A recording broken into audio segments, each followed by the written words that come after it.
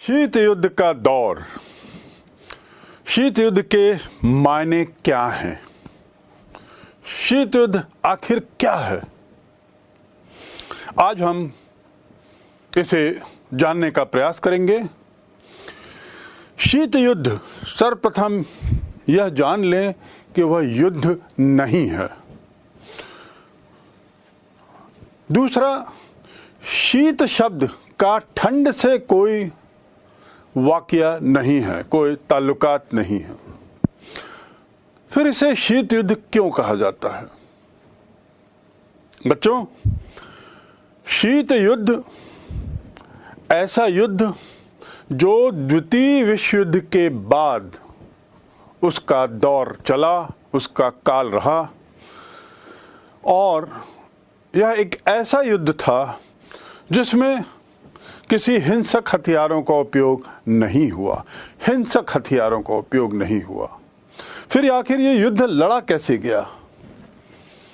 तो एक तो हिंसक हथियारों का उपयोग ना होना इसकी एक खासियत है। दूसरा, आमने सामने होकर लड़ाई ना लड़ना, ये भी शीत युद्ध की एक विशेषता है, उसकी एक प्रकृति है। तो शीत युद्ध की परिभाषा क्या बनी?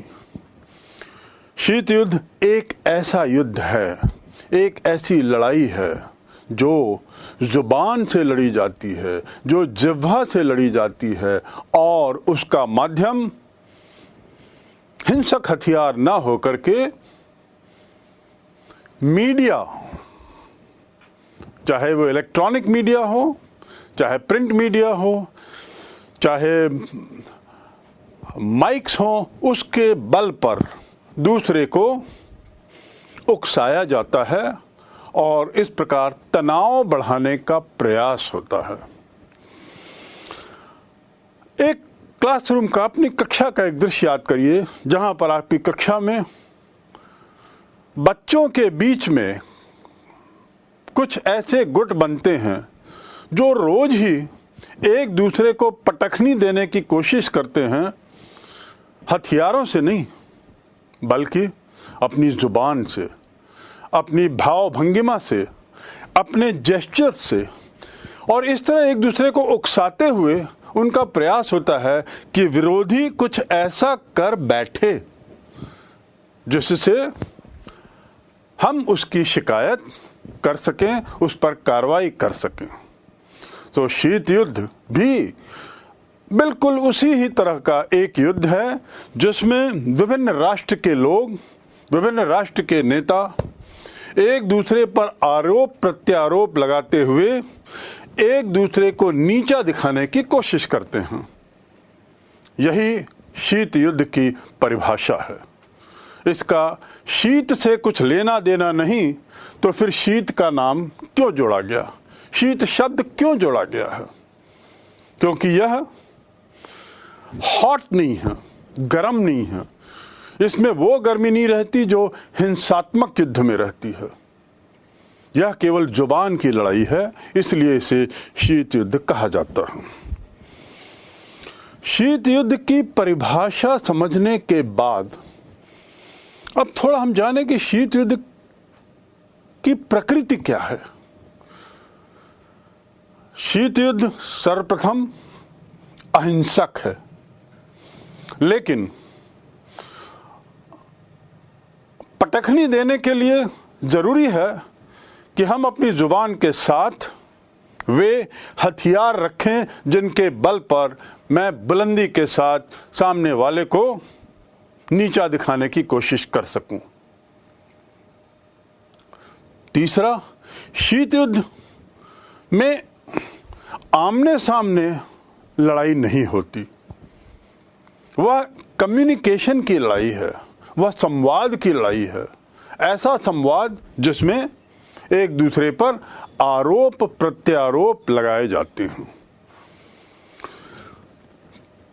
तीसरी बात शीत युद्ध के लिए अहम है, और वह है कि इसमें अपने विरोधियों पर आप कतई विश्वास नहीं करते। यह अविश्वास की लड़ाई है। जब आप विरोधियों पर विश्वास नहीं करते तभी तनाव होता है। तनाव होने से आप किसी बुरे अंदेशे से बचने के लिए आप हथियारों का जखीरा अपने पास रखते हैं, यानी हथियार पूरी तरह आपके पास हैं पर उनका कोई उपयोग नहीं है। चौथी बात, शीत युद्ध में जो देश हैं वे कुछ खेमों में बट जाते हैं। आगे हम पढ़ेंगे कि किस तरह के विश्व का निर्माण हुआ जिसमें दुनिया दो खेमों में बटी। पांचवी बात जो शीत युद्ध के लिए बहुत अहम थी वह ये कि इसमें एक दूसरे पर चूंकि विश्वास नहीं है इसलिए एक दूसरे की जासूसी बहुत होती थी। यह एक शीत युद्ध का एक अहम हिस्सा है, उसकी एक प्रकृति है। परिभाषा और पृष्ठभूमि ये जानने के बाद अब हम थोड़ा जानें कि आखिर शीत युद्ध शुरू क्यों हुआ, उसने तीसरे विश्व युद्ध का रूप क्यों नहीं लिया, हम दो विश्व युद्ध के बाद तीसरे की ओर क्यों नहीं बढ़े। बड़ी रोचक कहानी है इसकी और उसको आप कहानी के रूप में ही समझने की कोशिश करेंगे तो बहुत मजा आएगा। शीत युद्ध की रोचकता को समझने के लिए, उसकी गहराई तक जाने के लिए जरूरी है कि हम थोड़ा विश्व का नक्शा देखें। वहां पर अमेरिका की ओर अपना ध्यान दौड़ाएं तो आप देखेंगे कि अमेरिका जो है वह दोनों तरफ से महासागरों से घिरे होने के कारण द्वितीय युद्ध के मैदान से बहुत दूर था। दूर होने का उसको बड़ा फायदा मिला, युद्ध में रहते हुए भी वह युद्ध में नहीं था। दूसरी ओर यूरोप जो द्वितीय विश्व युद्ध की लड़ाई का केंद्र था, उसके देश द्वितीय विश्व युद्ध में तहस नहस हो गया और इस तहस नहस होने का परिणाम कि जो विश्व के जो ताकतवर देशों की जो श्रेणी थी वह पूरी तरह बदल गई। अमेरिका जहां अपना सर्वोच्च स्थान महाशक्ति के रूप में बनाए रखा, अन्य राष्ट्रों की स्थिति काफी दयनीय हो गई। इंग्लैंड, फ्रांस, जर्मनी, रूस और अन्य देश तहस नहस हो गए, बर्बाद हो गए। और दूसरी ओर कुछ ऐसे देश सामने आए जिन्होंने द्वितीय विश्व की बर्बादी को उतना नहीं देखा और विश्व की ताकत के रूप में उनका स्थान ऊपर हुआ। कुल मिलाकर 1945 के बाद का विश्व ऐसा था जिसमें अमेरिका, यूएसए सर्वोच्च स्थान पर और यूएसएसआर पूरा नाम जिसका सोवियत संघ हिंदी में कहा जाता है, union of Soviet socialist Republic, वह इस पायदान में काफी ऊपर पहुंच गया। बहुत विशाल देश, उसके यहाँ लड़ाइयाँ कुछ क्षेत्रों में हुई, अन्य क्षेत्र बचे रहे और दूसरी तरफ जैसा मैंने कहा इंग्लैंड, फ्रांस, जर्मनी ये तहस नहस हो गए। रूस का स्थान विश्व की महाशक्तियों के रूप में दूसरा हुआ, यद्यपि वह अभी महाशक्ति नहीं था। लेकिन अमेरिका और रूस के बीच की जो दूरी थी, जो खाई थी, वह धीरे धीरे कम होने लगी क्योंकि रूस अब अपनी तीव्र गति से अपने विकास की ओर बढ़ने लगा। दूसरी ओर अमेरिका, चूंकि वह ऑलरेडी बहुत पूर्व से ही बहुत समृद्ध था, संपन्न था, उसकी जो प्रगति की दर थी वह वही नहीं थी जो रूस की थी। निश्चित रूप से अमेरिका को इस बात का भय खाने लगा कि इस तरीके से यदि रूस विकास की ओर अग्रसर होते रहा तो कहीं वो हमसे आगे ना निकल जाए। बस यही शीत युद्ध की शुरुआत है। यह शंका रूस के द्वारा प्रथम स्थान पाने की दौड़ में जो शंकाएं थी उसने अमेरिका को चिंतित कर दिया और यहीं से शीत युद्ध की शुरुआत हुई। कुछ ऐसी घटनाएं भी हुई थी जिसको लेकर रूस ने अमेरिका पर शंका की। उदाहरण के लिए द्वितीय विश्व युद्ध में जब रूस ने जर्मनी के खिलाफ दूसरा मोर्चा खोलने के लिए अमेरिका और इंग्लैंड से अनुरोध किया। आप यदि जर्मनी का नक्शा देखें तो उसमें पाएंगे कि जर्मनी के ठीक ऊपर इंग्लैंड है, फ्रांस है और समुद्र के उस पार अमेरिका है। तो रूस ने अनुरोध किया कि जर्मनी की सेना को बांटने के लिए ज़रूरी है कि आपकी फौजें इसको किसी अन्य जगह पर हमला करें। इन देशों ने इस बात पर ध्यान नहीं दिया, रूस के इस अनुरोध को अनदेखा कर दिया और परिणाम रूस को बहुत बुरे दिन देखने पड़े जब आने वाले कुछ महीनों में रूस की फौज बहुत बड़ी संख्या में हताहत हुई। और रूस ने सोचा कि आखिर इन लोगों ने मदद क्यों नहीं की, तो उसने निष्कर्ष निकाला शायद वे नहीं चाहते कि रूस का विकास हो, कि रूस एक महाशक्ति बने। ये हो गया एक शुरुआत का दौर जब इस तरह के घटनाक्रम ने शंकाओं को जन्म दिया और शंकाओं को बढ़ाया। दूसरी ओर दूसरी घटना 1917 में रूस की क्रांति हुई और रूस में साम्यवाद का आगमन हुआ। आप लोग निश्चित रूप से अर्थशास्त्र में साम्यवाद और पूंजीवाद आपने पढ़ा होगा। ये दोनों अलग तरीके की आर्थिक विचारधाराएं हैं और बिल्कुल एक दूसरे की विरोधी विचारधाराएं हैं। जब 1917 में क्रांति हुई और रूस में साम्यवाद का प्रादुर्भाव हुआ तो रूस ने यह प्रयास किया कि उसके इस साम्यवादी विचारों को दूसरे देशों में भी पहुंचाया जाए। और इस प्रकार एक तरीके से उसने यह कोशिश की कि दूसरे राज्य की सरकारों में, दूसरे राष्ट्र की सरकारों में भी साम्यवादी विचारधाराएं पनपे। और इस नीति को अमेरिका ने, रूस की इस नीति को अमेरिका ने एक तरीके से साम्राज्यवादी नीति के रूप में देखते हुए बहुत चिंता जाहिर की।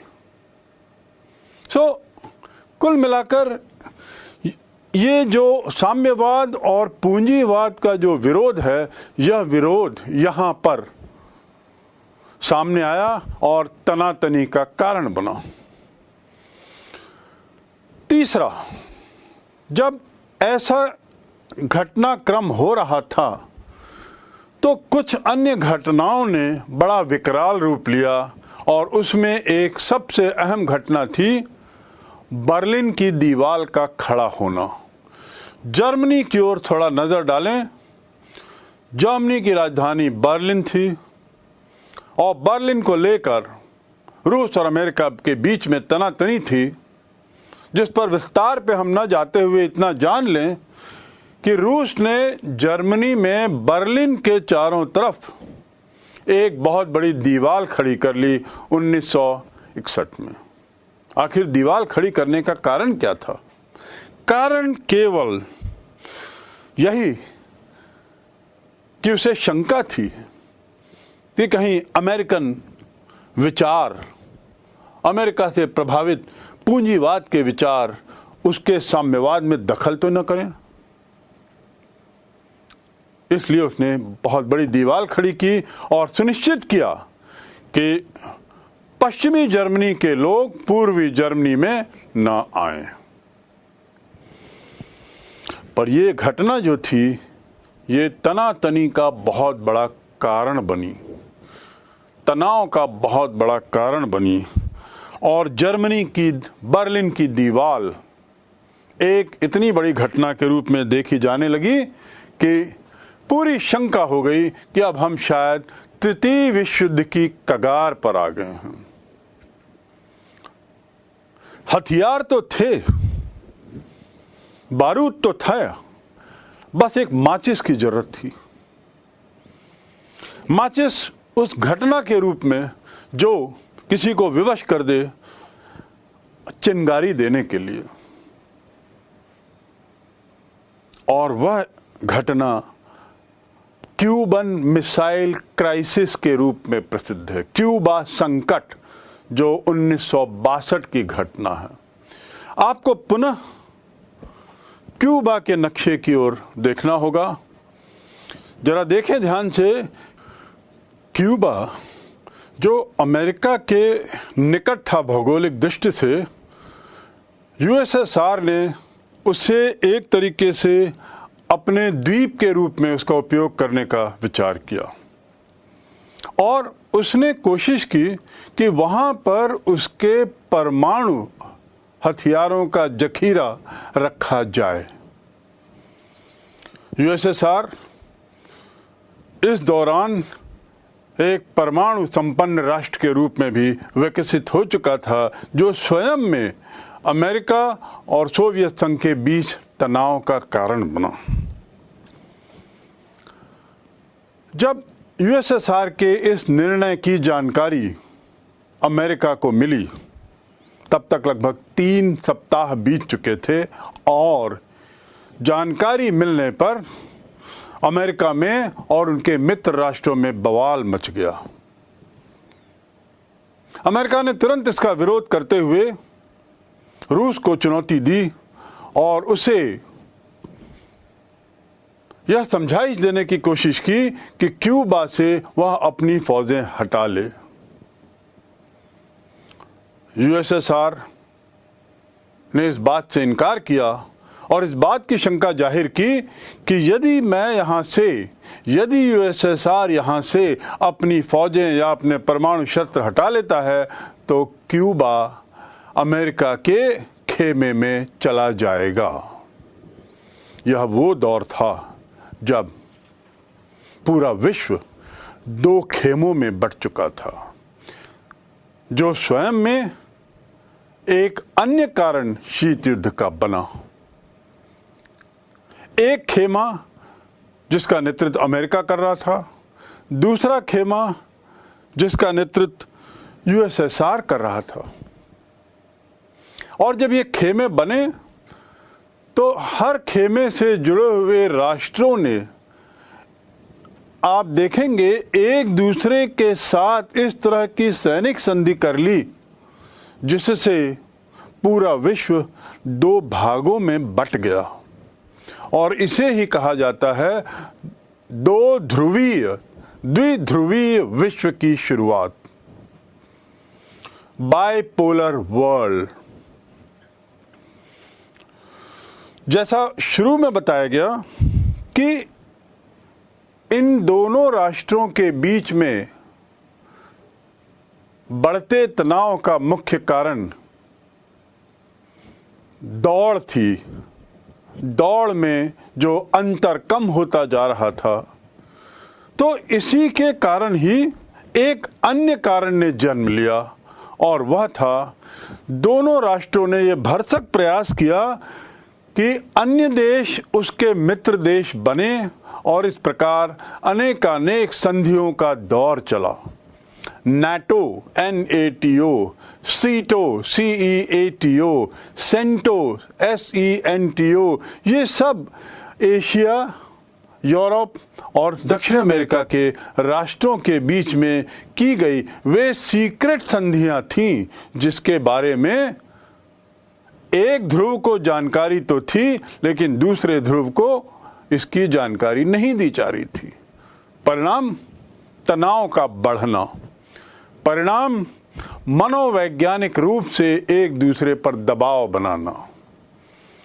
और इस प्रकार शीत युद्ध के कई कारणों में एक कारण यह सैनिक संधियां भी बनी। सैनिक संधियों ने पूरे विश्व को हथियारों का जखीरा के रूप में बदल दिया।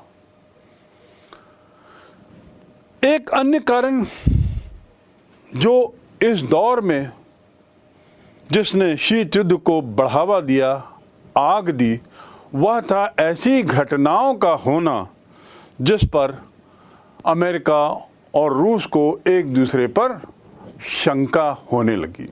उदाहरण के लिए यदि आप यूरोप के नक्शे को पुनः देखें तो उसमें पश्चिम की ओर के जो राष्ट्र हैं वे अमेरिका से निकट तो हैं, और इसलिए अमेरिका ने प्रयास किया कि इन राष्ट्रों में साम्यवादी सरकारें न आएं और लोकतंत्र की स्थापना हो। पर सोवियत संघ ठीक उसका उल्टा करने का प्रयास कर रहा था और इस प्रकार यूरोप में भी ये राष्ट्र बंट गए।